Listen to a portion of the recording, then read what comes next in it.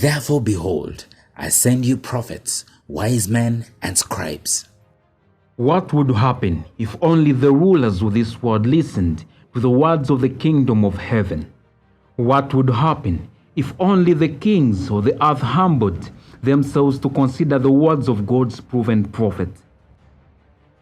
On Thursday, 24th February 2022, Russia launched a historic special military operation against Ukraine. This hurled the whole world into a series of unprecedented challenges never before seen since World War II. But the end of the Ukraine crisis had already been foreseen and prophesied by Prophet Andrew Juko. In a live prophetic service, in front of a congregation of witnesses, the prophet of God, with awe-inspiring accuracy, identified major outcomes of this conflict, which none of the princes of this world knew. From the very beginning, I predicted the outcome. Long ago, I foretold what would happen. I said that my plans would never fail, that I would do everything I intended to do. Sunday, 5th January 2022.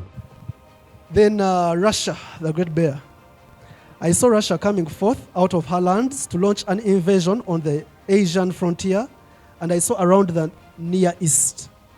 Then I heard the bear breaches her boundaries or her borders, and it seemed to be a contradiction to her known foreign policy. So that is something that was quite interesting. Wednesday, 5th October 2022. President Putin has announced the annexation of 4 regions of Ukraine that are controlled by Russian forces in the biggest seizure of territory in Europe since the Second World War. His declaration follows staged referendums in Kherson, Zaporizhia, Luhansk and Donetsk.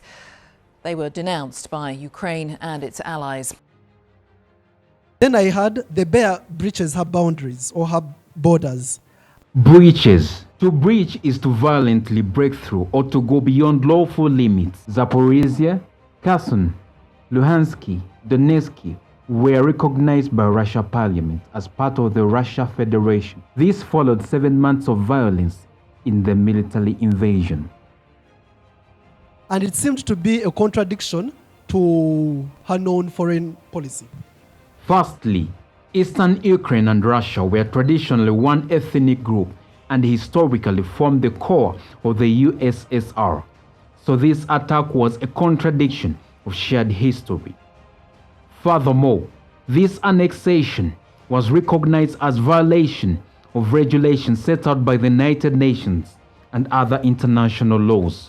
Prophet Andrew P. Juko, as an ambassador of Heavenly Prince of Peace and a mouthpiece of Jesus Christ, the King of Salem, calls upon all armed groups and political think tanks to exercise great restraint and humility in honor of the dignity of human life. He calls upon all intercessors to pray for the people of both Ukraine and the Russians, that through wisdom and humility, peace may prevail.